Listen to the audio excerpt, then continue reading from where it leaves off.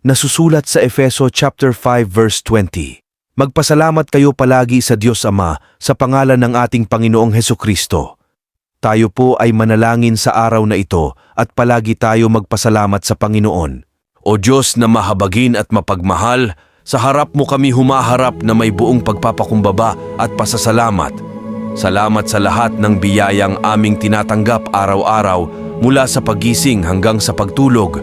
Dalangin po namin sa iyo ang aming mga pangangailangan at hinihiling ang iyong patnubay sa bawat hakbang na aming tatahakin.